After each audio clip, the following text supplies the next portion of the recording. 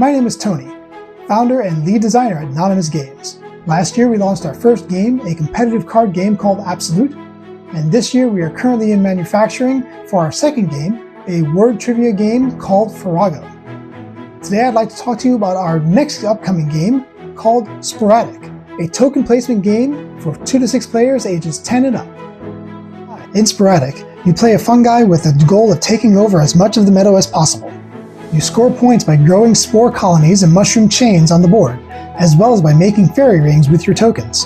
You can also use game cards to help speed your growth or hinder your opponents. The box contains a hex grid called the Meadow, a desert of no return mat where tokens are discarded to, 6 token boxes in different colors, each containing 3 spore colony and 40 mushroom tokens, 48 game cards, 6 reference cards, a rulebook, and a setup and quick start guide. To set up the game, each player chooses a token box and tosses a mushroom token to the center of the board, marked by a small black mushroom. The one who gets closest goes first. Next, we determine the play area.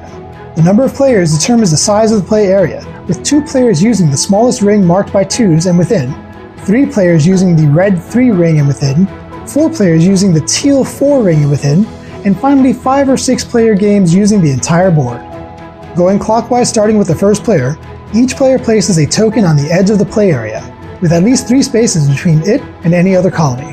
Once the last player has placed their first colony, they then go counterclockwise from the last player in order to place their second colony. This can be placed anywhere on the board except for the center space and have at least 2 spaces between it and any other colony, including their own. Every round has 4 phases: drawing a card, playing cards, spending growth points, and cleanup, which includes discarding and decaying. You draw 1 card each round. After the first round, you can play up to 2 cards, but only 1 on any player, including yourself. Most cards have a cost to play them, and that cost is paid for from your supply of mushroom tokens. Next, it's time to grow. You get 4 growth points to spend each round to grow your fungal network. It costs 3 growth points to grow a colony, and 1 growth point to grow a mushroom. When growing a colony, it must be grown with exactly 2 spaces between it and your existing network, which includes any of your colonies or mushroom chains connected to a colony. For example, if Red wanted to grow a colony, they could place it here for 3 growth points. Mushrooms must always be grown next to one of your colonies or your connected mushroom chains. Mushrooms cannot be grown in a diamond pattern, they need space to grow. And a mushroom can connect with up to 3 other mushrooms from the same player. Colonies don't count. We call these the no diamonds and no bow ties rules. While playing, you can choose to make rings of your own tokens that enclose 1, 2, or 3 empty spaces. These are called fairy rings. You immediately draw a card for each one you create. At the end of the game, if no one manages to break your ring or grow tokens inside it, then each empty space will be worth 2 additional points. At the end of your turn, if you have more than 3 cards in your hand, you must discard down to 3. Here we see an example of a 4-player game in progress. Red first draws a card. Red chooses to play a picked clean card, which prevents a player from drawing cards on their next turn.